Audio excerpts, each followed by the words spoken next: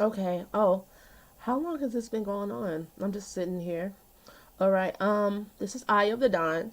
Thank you so much for joining me on my channel. Thank you so much for coming back because the last video I uploaded didn't have any sound. Boo, but it's okay. Um, I needed some time to um charge my tablet and I took a little nap, so we're refreshed. And the sun hasn't gone down all the way. For some reason, I wanted to do this again before the sun went down. So, thank you for all your submissions. I will definitely use all of your charts. I will, um, if you guys want, I can keep using you guys' charts. I don't need any more. I am overwhelmed with the submissions. Thank you. So I'm looking at this person's charts. No names will be used. So it is your responsibility to pull up your chart and know your chart. I will let you know anyone that's watching this that wants to submit their astrology chart to me so that I can read it like this on this platform. It's free. You can send it to me. You can send me your information on Instagram DM or something like that. Yeah. So no names will be used. Everyone will remain anonymous. So it's when I send you a link to let you know that I have uploaded the video, it is up to you to know which one's your chart. You have to know what your chart looks like. Now I've added some asteroids and stuff like that to it. So you still need to know your chart, okay? Um so this person has a stellium. They have a stellium and most of their chart is east in the eastern hemisphere, which means their whole chart is about them.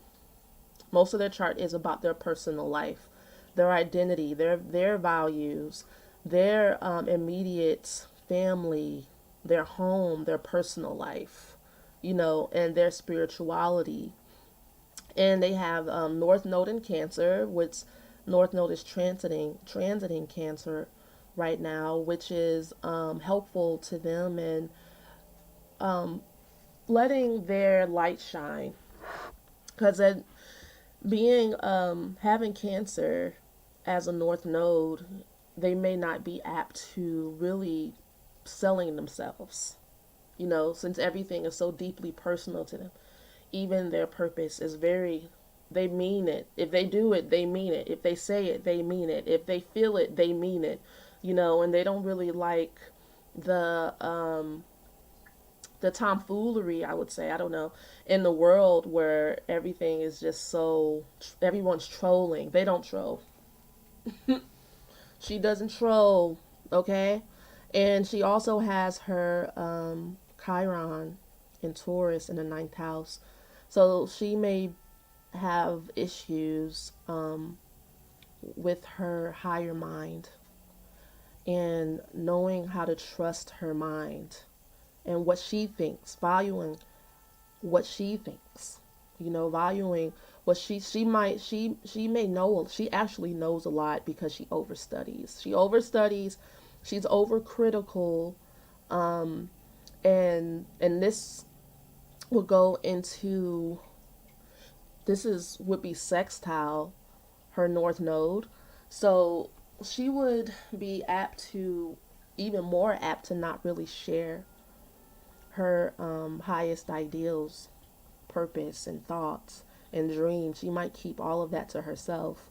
And if you were to be around her, you probably would feel like, I don't really know you.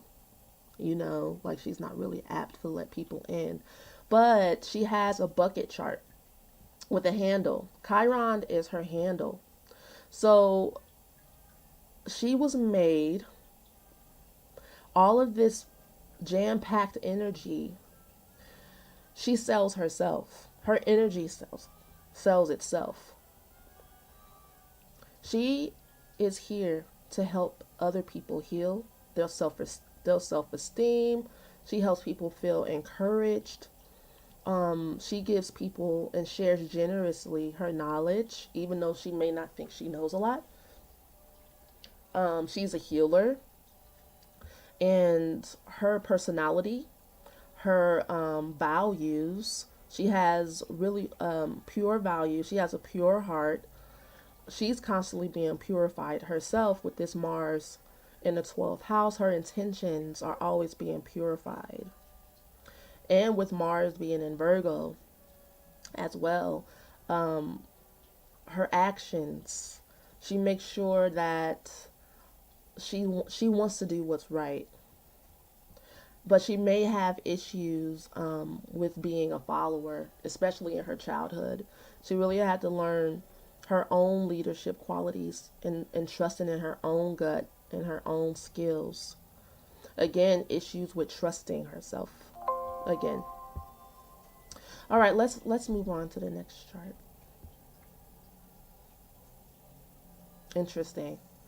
Wow. Okay, so here we have another bucket chart with a handle, except her energy is more towards her purpose and her career. Like she really takes her career seriously.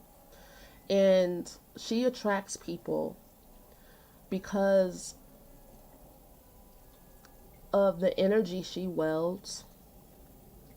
Her public image is very potent, and she may feel like she doesn't have any privacy. She may feel like she's always on display. Um, and that will make someone feel very self-conscious. You know, like man, like almost like a celebrity. But the reason why she's attracting this, she has this energy, is because she has this handle here, part of fortune, and Aries in the third house. To be around her is to be motivated to be yourself. She has a great mind for creativity. She is great at communicating, motivating, and being a support to people in her immediate surroundings. And just her purpose and her living in her purpose and being that light, that power packed person. She's a great counselor.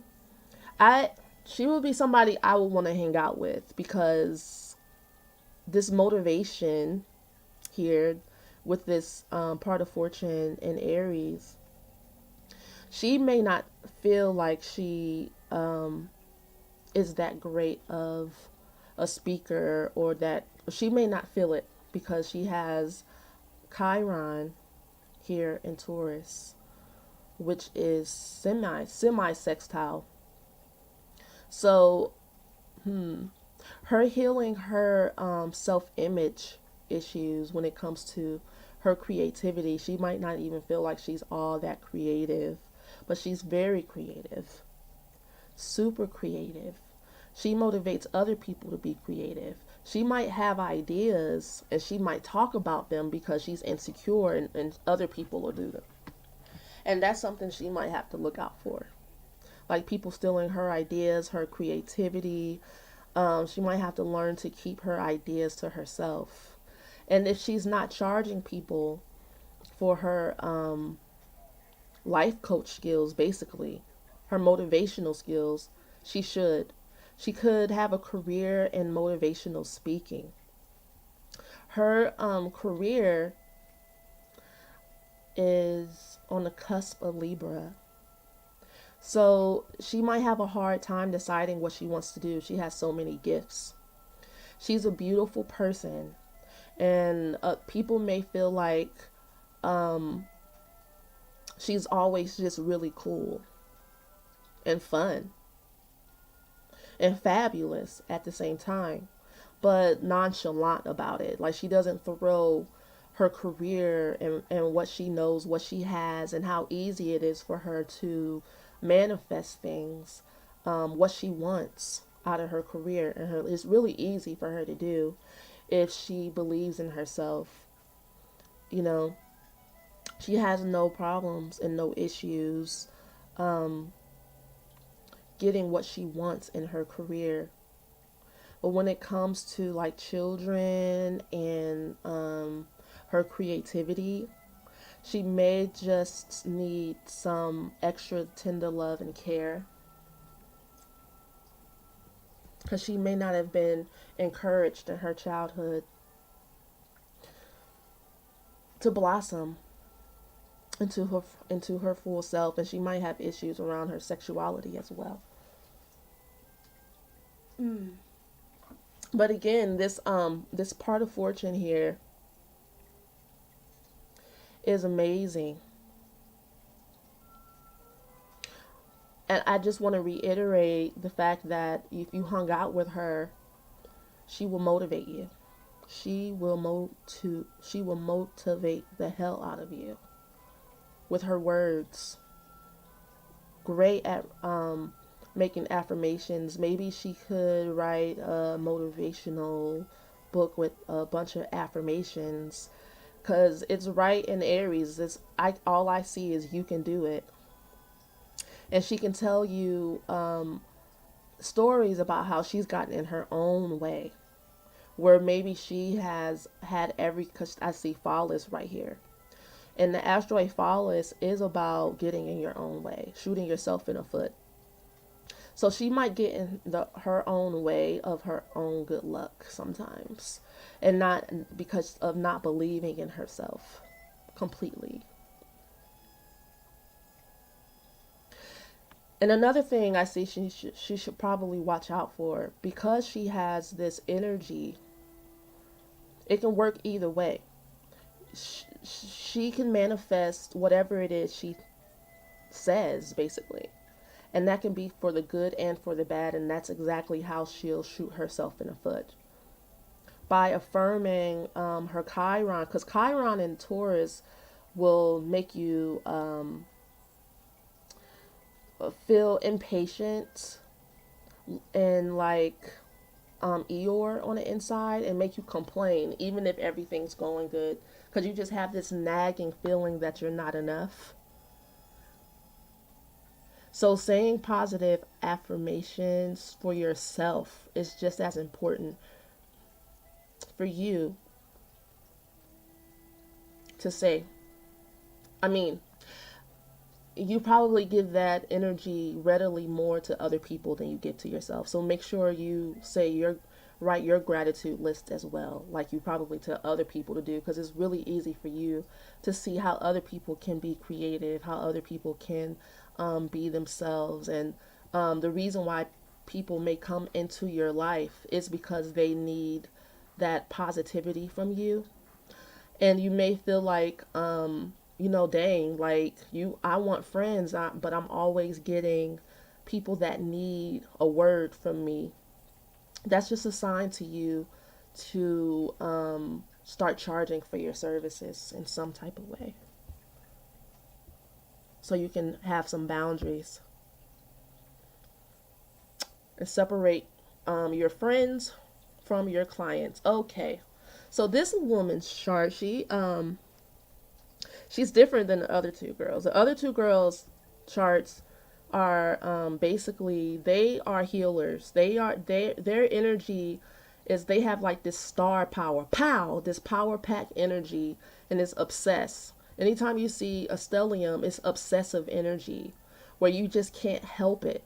Like, people might get around her and be like, do you talk about anything else? Think it's like, okay, cool, we know, we get it. She might get the feeling that people might be annoyed with her positivity and her words of affirmations, and her basically her mission, her purpose, her message. This is a message here. This is a chart with a message. She is here to give you guys a message. And her message is that you can do it. If I can do it, you can do it. I can do it, you can do it. Look at me. Look at me do it, right? And that's cool if someone is asking for that. But like in a friendship, it might be, in personal relationships, it might be kind of hard. When you have a lot of empty houses, it just means you can take or leave these areas in your life. And some people might be like, you need a balance, you need love, like you need a job, you need something else, but you just can't help but focus on the energy that's really potent in your life. And don't care about what other people say, because if this is your blueprint, follow it. This woman's purpose is saying that you can have what you want. You can do what you want. Think how you want to think. Believe what you want to believe, but make sure you do it to the glory of God, since it's in the ninth house.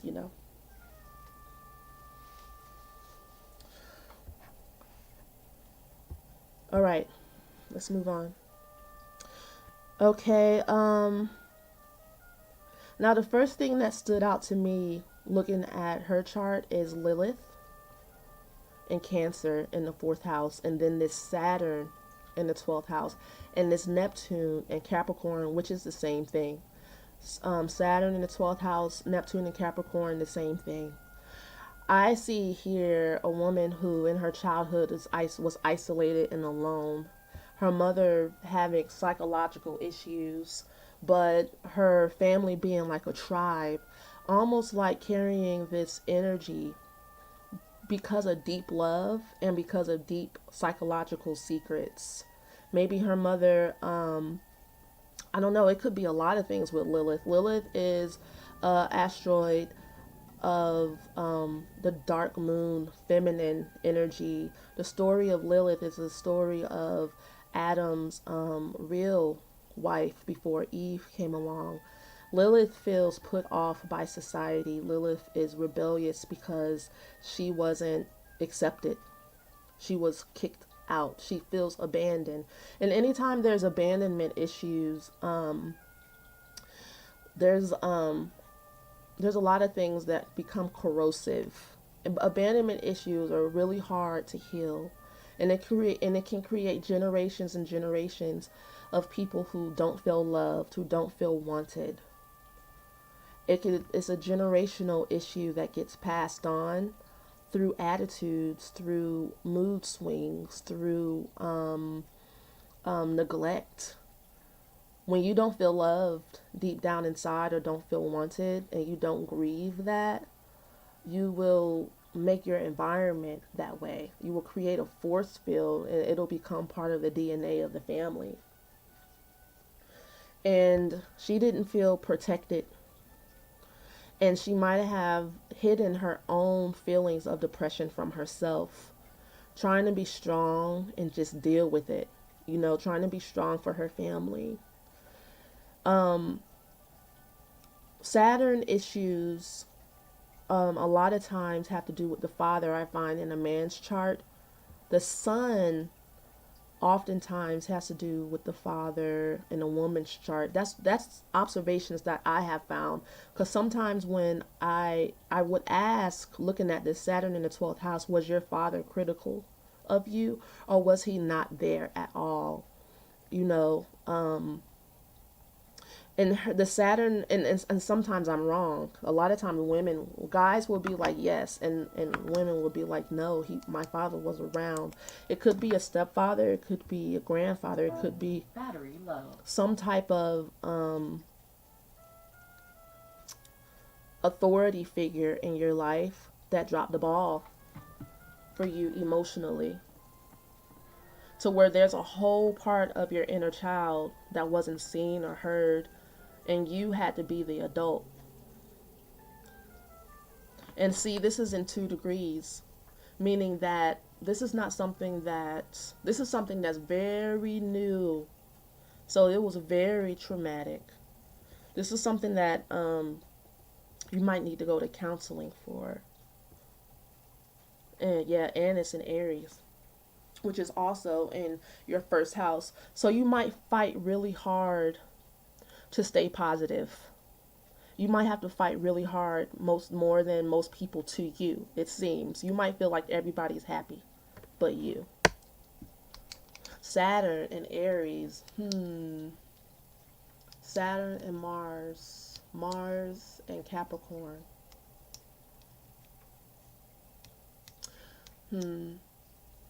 So you're really serious about getting what you want. And being that that Saturn is in the 12th house, you may have been disappointed a lot. And so you might have a lot of distrust that in the world or in life that you can actually get what you want out of life. But it's work. It's going to take work for your attitude and for your mood to change. And this is part of your evolution. I want everyone to know and understand that the universe supports us all, and we all have really hard aspects in our charts to overcome. No one is skating off into the sunset scot free with no lessons to learn. And healing takes dedication. It takes, and you have that dedication because it'll be an obsession. Anything that's in the 12th house, and that's connected to Neptune, especially if I see it twice here, is a major issue, and you'll be obsessed with it until it's healed.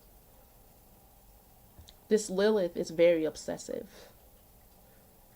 So your mother may have been neglectful and smothering all at the same time. Like, I don't know what type of issues you had to deal with in your childhood. I would have to. One, two. Okay. Moon in Virgo. Okay. So it looks like your mom was. So your chart is actually synced up almost perfectly. Only 10 degrees. All your cusps are only 10 degrees in. So you have Aries in the first house, and it's at home in the first house. So and then your moon didn't necessarily have to be connected to Virgo energy, but here it is, and that tells me that your mom was really cold and disconnected emotionally, which would leave you feeling isolated. And I'm sorry that the reading of your chart seems to be a bit dreary, but it's like an oracle to me, or whatever sticks out the most is where I go. So that tells me that that's some of the issues that you would like to focus on the most right now. Those are issues that are prevalent for you, especially since we have all this energy in Capricorn right now. All right, the next thing that stuck out to me was your North Node in Libra, which is a very positive aspect for you, and it's in the 7th house. So even though the first thing that stuck out to me was your mom, your issues at home, your personal issues, basically, your very deep subconscious issues, you want to know about your love life because your North Node is in Libra, okay, in the 7th house. Um, and your South Node so that means your South Node is in the first house, which means in past lives you were used to things being all about you. You're used to being independent. So in this lifetime, in order for you to have a successful relationship, you're going to have to learn how to balance your communicative skills, balance your emotions. Your fear is that you'll need someone and rely on someone, and they'll drop the ball on you and you'll end up alone. And maybe that's why I ended up reading these issues first, because these issues are very prevalent right off the bat in a relationship for you.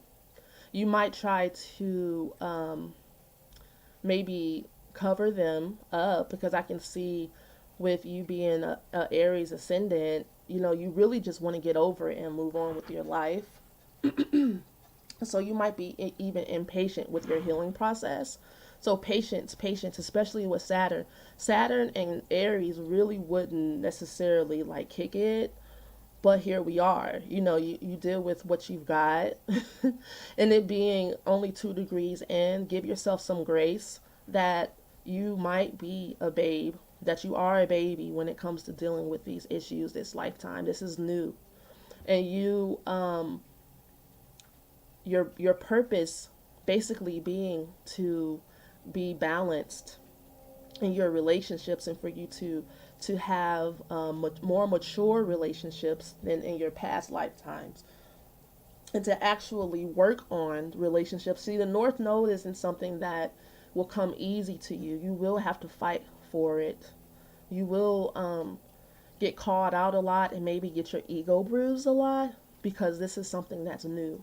So let's talk about the transit. The sun is going down. I need to turn on the light in here so I can read my notes. Give me a second.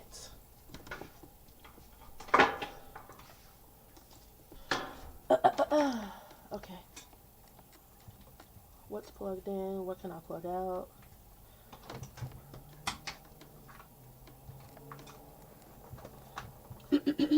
Thank you guys for being patient. Okay.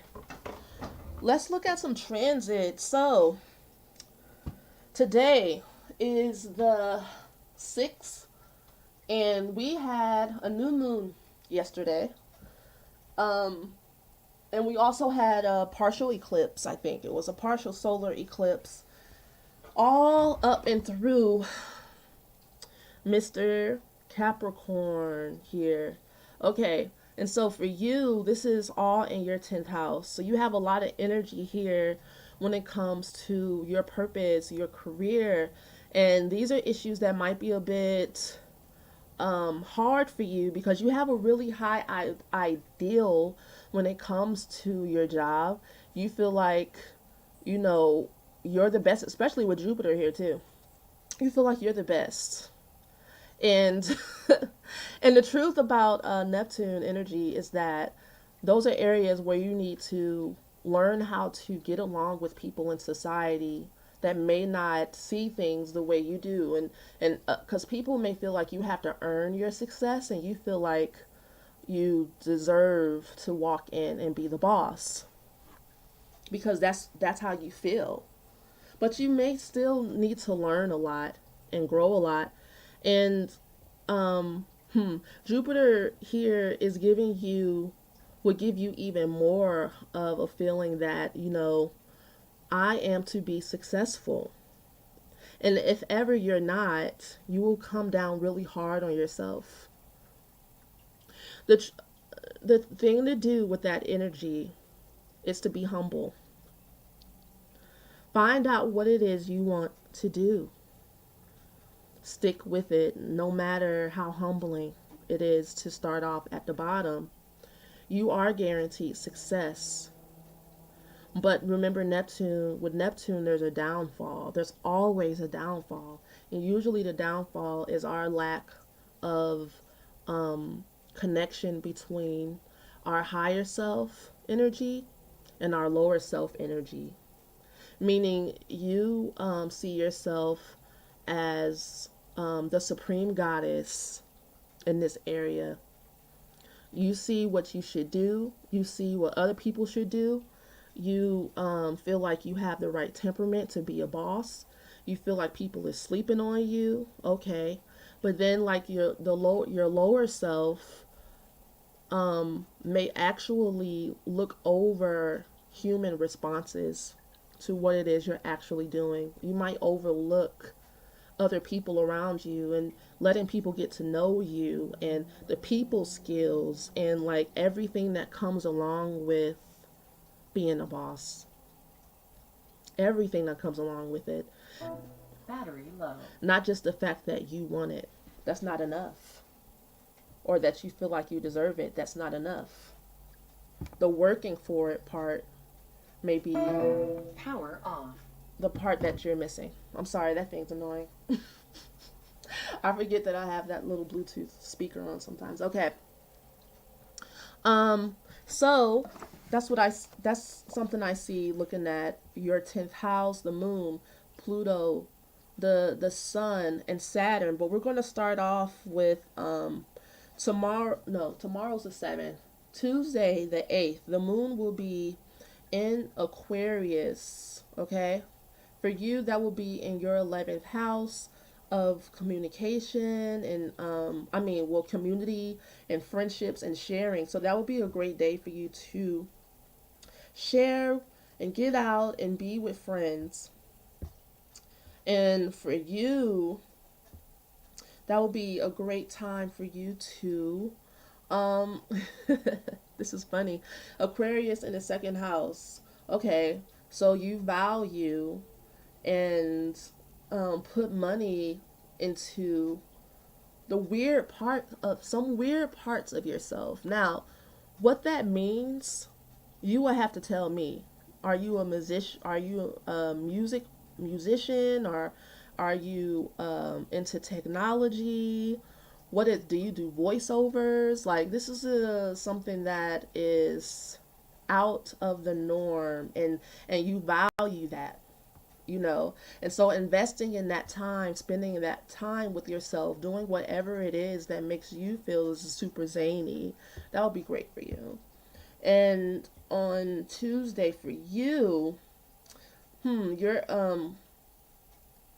Capricorn energy is shared by the fourth and fifth house, and your Aquarius energy is shared by the fifth and sixth house. So as the moon moves through Aquarius for you, it would be great for you to get into like your super weird creative bag. And like the strange ways you like to work and into your health. You know, like stroking your ego, having fun with yourself. Aquarius days. And on the 10th, it's going to move into Pisces, and on the 13th, it's going to move into Aries. Also on the 8th, Venus is going to move into Sagittarius, which will be great for you to have some fun, and you might need a break from taking all of your chores in life. Your chores in life is your career and your purpose, and you have all this energy in the 10th house, and you have this Sagittarius ascendant. um, Taking a break from all of that would really be good for you. Taking a break and not being obsessed, and enjoying some type of adventure that is out of the norm. Sagittarius does not like a whole lot of routine. So for everyone, when Venus moves into Sagittarius, go out, have some fun. Don't get too attached to it, because Sagittarius energy likes to kind of um, collect interesting things, interesting people, have interesting adventures, and then move on to the next. So up until I think February 4th, Venus will be in Sagittarius, and you might have a tendency to go wild, especially you with this energy um, with Venus and Neptune. You might feel a little lovelorn, Neptune moon, and then you'll have Venus conjunct this energy. Yes, it's when Venus gets conjunct your Neptune and your natal moon, you might feel like you're ready for a serious relationship or something like that. Like you want to fall in love. Definitely. You want or you might meet someone that's a fling. Remember, it's a fling though. Everything that we do when Venus is in Sagittarius, it's like a fling. It's not gonna. It'll be here today and gone tomorrow. And on the 11th, we will have the Sun conjunct Pluto. They'll both be at 20 degrees, like right on top of each other. And that'll be a great day if you've been really working hard on your energy, really hard on your transformation, for you to get the great big energy healing and release that you've been looking for this season, this Capricorn season. And on the 13th, we'll have Jupiter square Neptune. Where's your Neptune? Neptune square Jupiter. And they'll both be, I think, at 14 degrees. Yeah, they'll both be at 14 degrees. Midway. That will make you feel even more dreamy. Like, so I can see, where's your Sag? Sears. Oh, you'll feel like you want to be mothered and protected, and just snuggle. Maybe you should, that would be a great time when as Venus transits through Sagittarius through your chart for you to go get some counseling. Go find like someone who is super spiritual, motherly, who's going to make you feel protection. Because Seer's energy is about deep protection, motherly love, and you'll have Venus transiting there. But the interesting thing about the Neptune square Jupiter is that we'll feel disillusioned. We might get some great opportunity, like somebody might come and give us an offer we can't refuse.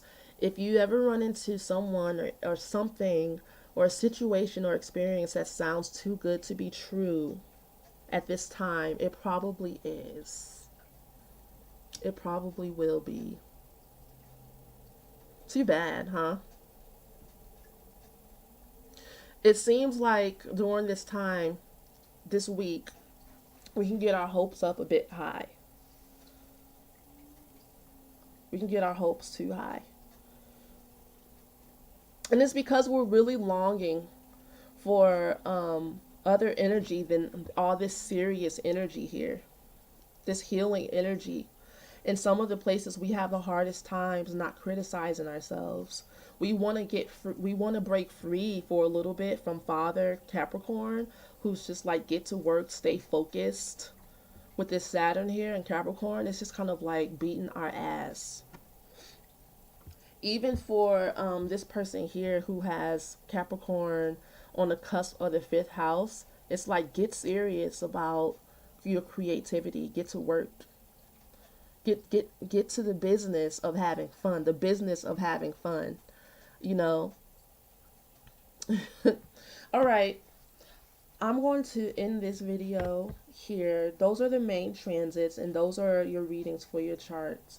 I have some other readings I would like to do about Lilith and Vertex, semi-sextile Capricorn. I'm going to be discussing the Vestal Virgins and the Naditu goddesses, and basically the temple goddesses throughout history that had a deep discipline, whose temples were destroyed by anti-paganists, and the patriarch system that destroyed the connection that the goddess had in society, and the important place that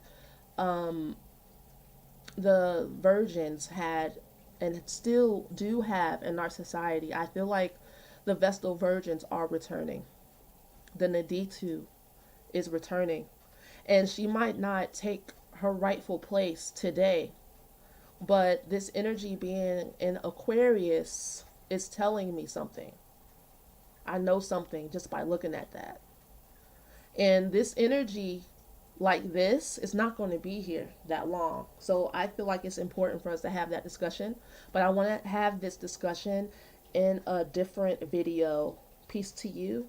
I will post it and let you guys know on my Instagram page. I love you guys very much. Thank you so much for participating.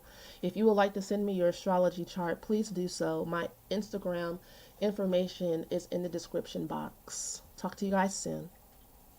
Bye for now.